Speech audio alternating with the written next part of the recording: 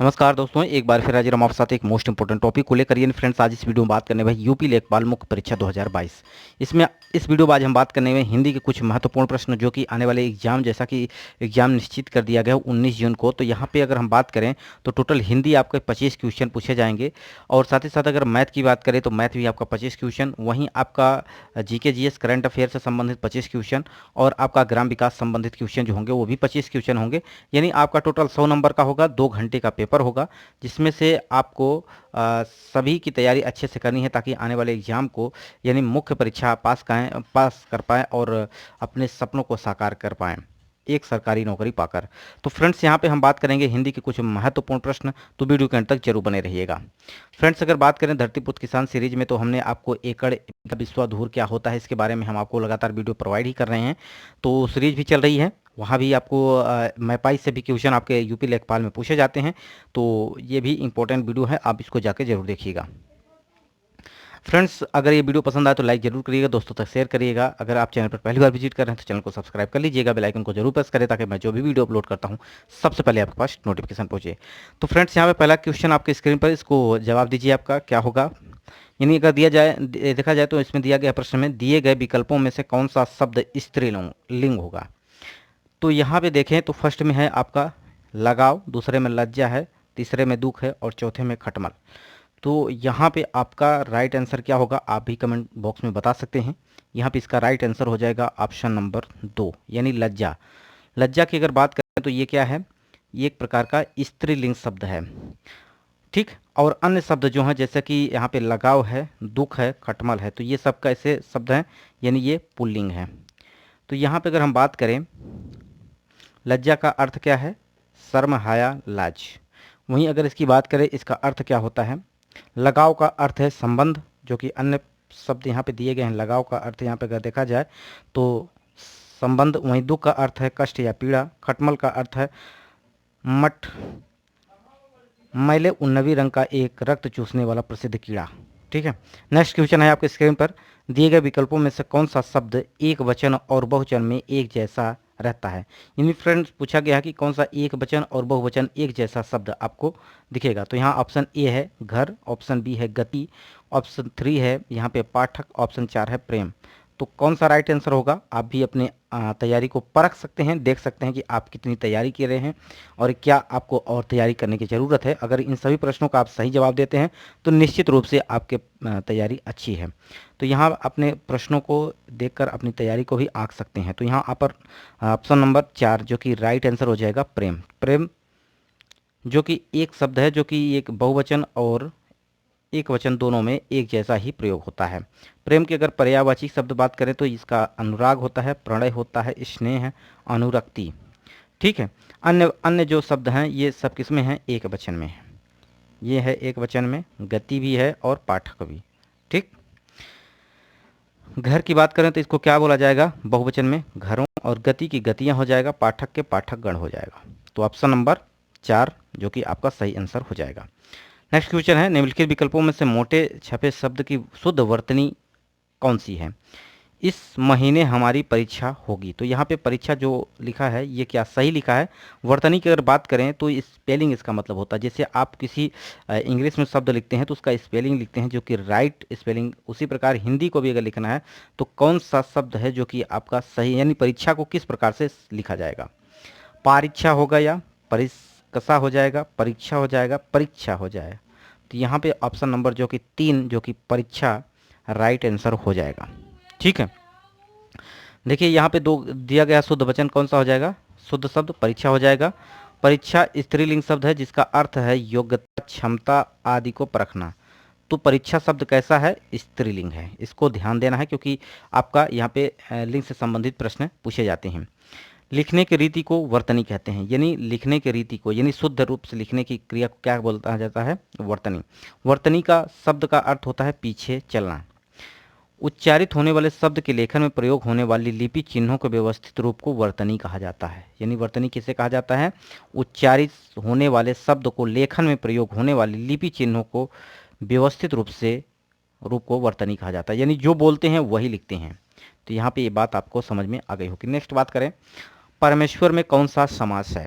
पहला है ऑप्शन तत्पुरुष समास, ऑप्शन 2 में है द्विगु समास, ऑप्शन 3 में है द्वंद्व समास, ऑप्शन 4 में है कर्मधारय समास। तो यहाँ परमेश्वर का अर्थ क्या होगा, तो इसका राइट आंसर हो जाएगा कर्मधारय। तो फ्रेंड्स आपकी तैयारी किस प्रकार से है, क्योंकि एग्जाम आने वाले हैं तो एकदम आपको अपने आप को परखना है, उसी अनुसार आपको तैयारी भी करना है। तो इसका राइट आंसर हो जाएगा ऑप्शन नंबर 4। परमेश्वर शब्द का सामासिक विग्रह है परम है जो ईश्वर। ठीक, जो यहाँ पे फ्रेंड्स क्या कहा गया है, परम है जो ईश्वर। तो यहाँ पे अगर बात करें तो इसका पहला पद विशेष है और दूसरा विशेषण है, पहला पद, और दूसरा पद क्या है, विशेष है। कर्मधारय की अगर बात किया जाए तो पहला पद क्या होता है इसमें, विशेषण, और दूसरा पद क्या होता है, विशेष होता है। अर्थात इसके पूर्व पद और उत्तर पद में उपमेय और उपमान का संबंध होता है। वहीं अगर बात करें तत्पुरुष का, तो सभी अगर देखें तो मुख्यतः आपके समास कितने होते हैं, 6 प्रकार के। 4 प्रकार के मुख्य रूप से होते हैं, उसमें से 2 होता है तत्पुरुष, 2 प्रकार का होता है। ठीक है, तो यहाँ पे आपका अगर दिया जाए तो तत्पुरुष आपके 2 होते हैं। कौन कौन से होता है, उसके भेद कर्मधारय और द्विगु, ये 2 हो जाते हैं। वहीं अगर बात करें तो अव्ययी भाव समास, बहुब्रीहि समास, आपका द्वंद्व समास और तत्पुरुष समास होता है। तो सिंपली अगर बात करें तत्पुरुष में क्या होता है, इसके भेद अगर बात करें तो जिस समास में प्रथम पद गौड़ और उत्तर पद की प्रधानता होती है, समास के बीच में विभक्ति का लोप हो, वो आपका तत्पुरुष समास होता है। यानी प्रथम पद क्या होता है और इसमें द्वितीय पद जो होता है वो क्या होता है, मुख्य पद होता है।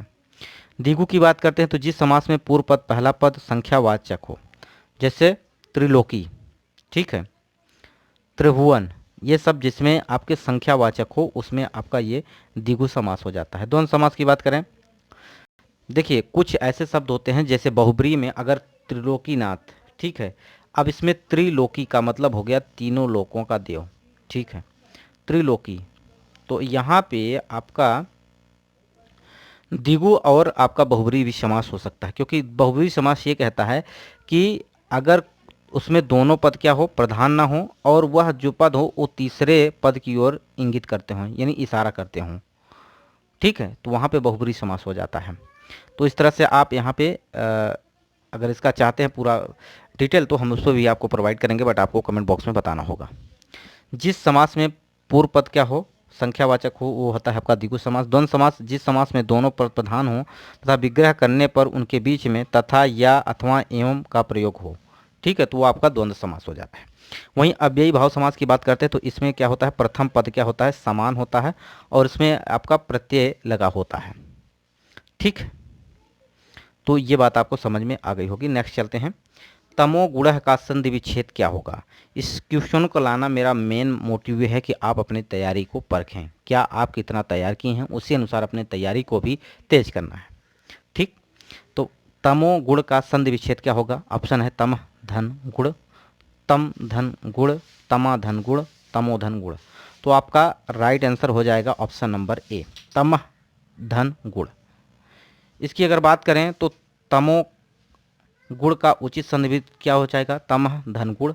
इसमें विसर्ग संधि होगी, विसर्ग के साथ साथ स्वर अथवा व्यंजन के मिलने से जो विकार उत्पन्न होता है उसे विसर्ग संधि कहते हैं।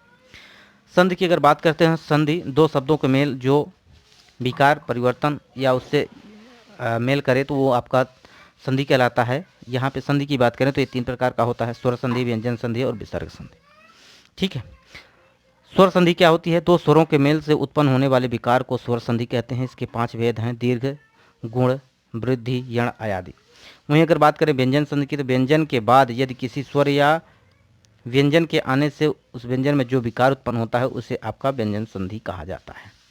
तो ये व्यंजन संधि और स्वर संधि, ये सारे संधि आपको तैयार करनी है और इसके उदाहरण को आपको अच्छे से याद करना है ताकि एग्जाम में मिले उसी प्रकार आप इसका राइट आंसर निकाल पाएँ। नेक्स्ट क्वेश्चन की बात करते हैं, निम्नलिखित में से तद्भव शब्द का चयन कीजिए। ग्रंथि, कच्छप, कौवा और कूप। तो यहाँ आपका कौन सा राइट आंसर हो जाएगा, कमेंट बॉक्स में आप जरूर बताइए। देखिए तद्भव और तत्सम का मतलब समझिए पहले। तद्भव, तद्भव का मतलब हो गया कि संस्कृत में हिंदी में आने पर जिन शब्दों का रूप बदल गया हो तद्भव कहलाता है। यानी जो शब्द संस्कृत के हैं और ज्यों का त्यों उसका इस्तेमाल किया जाता है, ठीक है, वो होता है आपका तत्सम। और जिनका संस्कृत शब्द को रूप का यानी शब्दों को रूप बदल कर प्रयोग किया जाए उसे तद्भव कहा जाता है। जैसे देखिए अगर तत्सम की बात करते हैं तो कूप, पंचम, आग, काम, पाँच, ये सब क्या हैं? ये ऊपर वाले क्या हैं आपके? तत्सम, ये है आपका तद्भव। तो वहीं अगर बात करें तो इस प्रश्न का आंसर, राइट आंसर हो जाएगा कौवा। कौवा क्या है? एक प्रकार का तत्सम तद्भव है, क्योंकि इसका तत्सम क्या हो जाएगा? तत्सम हो जाएगा काक हो जाएगा। ठीक, कौवा शब्द एक तत्सम, इसका अगर तद्भव है, इसका तत्सम की बात करें तो ये हो जाएगा काक। कौवा पर्यायवाची शब्द की बात करें तो काक, करठ, काग, पिसुन, वायस, ये सब पर्यायवाची भी आपको याद करना पड़ेगा, क्योंकि पर्यायवाची विलोम शब्द भी आपके एग्जाम में पूछे जाते हैं। नेक्स्ट क्वेश्चन की अगर हम बात करें तो यहाँ पे आप देख लीजिएगा, इंपॉर्टेंट है। अगर पीडीएफ की आपको जरूरत होगी तो हम आपको पीडीएफ प्रोवाइड कर देंगे। ठीक है, निम्नलिखित में से तत्सम शब्द का चयन कीजिए। तत्सम का मतलब होता है संस्कृत का शब्द ज्यों का त्यों इस्तेमाल किया जाना। तो ये ऑप्शन ए है आज, ऊंचा, अटारी, अग्नि। तो यहाँ ऑप्शन नंबर क्या हो जाएगा? 4, जो कि राइट आंसर हो जाएगा अग्नि। ठीक है, अग्नि का तद्भव क्या हो जाएगा? आग हो जाएगा। तो यहाँ पे अग्नि एक तत्सम शब्द है। अगर तद्भव की बात करते हैं तो इसका आग हो जाएगा। अगर आग की बात करते हैं, इसका पर्यायवाची क्या हो जाएगा? अग्नि, अनल, पावक, दहन, ज्वलन, धूमकेतु, कुशान, हुतासन, वैश्वानर, सूची, ज्वाला। तो देखिए आपके एग्जाम में पर्यायवाची भी आती है, तो इसको जरूर आप याद कर लें। वहीं अगर बात करते हैं तो आज का क्या होता है? अद्य हो जाएगा, ऊंचा का उच्च हो जाएगा, अट्टारी का अट्टालिका हो जाएगा। ये शब्द जो है क्या है? ये तत्सम है, ये आपका क्या है? तद्भव है। तो ये बात आपको समझ में आ गई होगी। नेक्स्ट क्वेश्चन की बात करते हैं। निम्नलिखित प्रश्नों में दिए गए हैं कुछ भाग में त्रुटि है, वाक्य के जिस भाग में त्रुटि हो उसके अक्षर अनुरूप ए बी सी में चुनिए। यदि वाक्य में कोई त्रुटि ना हो तो डी का चयन कीजिए। तो प्रेम का मूल्य मापा नहीं जा सकता, कोई त्रुटि नहीं है। यानी ऑप्शन ए में अगर बात करें तो प्रेम का मूल्य, ऑप्शन बी की बात करें तो यहाँ पे मापा नहीं जा सकता, ऑप्शन सी है जा सकता है, कोई त्रुटि नहीं डी में। तो प्रेम का मूल्य मापा नहीं जा सकता, तो यहाँ पे क्या है? ऑप्शन नंबर जो इसका क्या हो जाएगा? गलत हो जाएगा। यहाँ पे मापा नहीं, ठीक है, मापा नहीं, ये त्रुटि है। इसमें क्या है? त्रुटि है। इसका मतलब हो जाएगा मापा नहीं के स्थान पर आका नहीं शुद्ध शब्द होगा, आका नहीं। ठीक, आका नहीं जा सकता। इसका मतलब क्या हो गया कि प्रेम का मूल्य आका नहीं जा सकता, तो इसका ये शब्द सही हो जाएगा। ठीक है, वाक्य का भाषा की अत्यंत महत्वपूर्ण इकाई है, इसलिए लिखने एवं बोलने समय ध्यान रखना चाहिए कि स्पष्ट और व्याकरण दृष्टि से शुद्ध हो। वाक्यों में विभिन्न अंग यथास्थान होने चाहिए। तो यहाँ पे शुद्धता की बात की गई है, कौन सा वाक्य जो कि शुद्ध होगा। नेक्स्ट क्वेश्चन उसी प्रकार का है। सारे देश भर में रोष प्रकट किया गया, कोई त्रुटि नहीं। तो यहाँ पे सारे देश भर में त्रुटि है कि में रोष प्रकट में है, किया गया में कोई त्रुटि नहीं है। तो यहाँ ऑप्शन जो हो जाएगा आपका ए राइट आंसर हो जाएगा। सारे यहाँ पे यूज नहीं किया जाएगा, यानी सारे देश भर में त्रुटि है, क्योंकि इसमें भर शब्द का वाक्य में अधिकता से है। ठीक है, तो इसका सही वाक्य क्या हो जाएगा? सारे देश में रोष प्रकट किया गया। तो ऑप्शन क्या हो जाएगा? ए इज राइट आंसर हो जाएगा, पहला वाला। नेक्स्ट क्वेश्चन की बात करते हैं। दिए गए विकल्प में से मुहावरे का सही अर्थ बताइए। तो डूबते को तिनके का सहारा। तो यहाँ ऑप्शन ए में देखें तो नाम के विपरीत गुण होना, एक दूसरे से बढ़ कर होना, कम आय होने पर ज़्यादा दिखावा करना, विपत्ति में व्यक्ति की थोड़ी सी मदद भी बहुत जान पड़ती है। ठीक है, तो यहाँ पे 4 ऑप्शन क्या हो जाएगा? राइट हो जाएगा। यानी डूबते के तिनके का सहारा, यानी कोई व्यक्ति अगर परेशान है, इसका अर्थ है कि कोई व्यक्ति अगर विपत्ति में परेशान है, अगर उसे थोड़ी सी मदद मिल जाती है तो उसको सहारा मिल जाता है, यानी डूबते को सहारा मिल जाता है। तो ऑप्शन 4 इज राइट आंसर हो जाएगा। ठीक है, लोकोक्ति डूबतों को तिनके का सहारा, अर्थ कहे इसका विपत्ति में व्यक्ति की थोड़ी सी मदद में बहुत बड़ी जान पड़ती है। वाक्य में जैसे इसका प्रयोग देखा जाए तो कोरोना में गरीबों का कम छूट जाने पर सरकार ने गरीबों का मुफ्त राशन देकर उनकी बहुत मदद की। किसी ने सच ही कहा है, डूबते को तिनके का सहारा चाहिए। तो यहाँ ये बात आप समझ में आ गई होगी। ठीक है, इसका अर्थ का मतलब। नेक्स्ट क्वेश्चन की बात करते हैं। केचुल बदलना। ठीक है, मुहावरे का अर्थ बताना है, केचुल बदलना। केचुल बदलना का मतलब क्या है? इसका सही अर्थ बताना है। वंश विनाश करना, व्यवहारिक परिवर्तन करना, अशांति मचाना, संतोष प्राप्त होना। ठीक है, तो केचुल बदलना का मतलब हो गया कि आपका व्यवहार परिवर्तित करना। तो ऑप्शन 2 इज राइट आंसर हो जाएगा, जो दूसरे में है।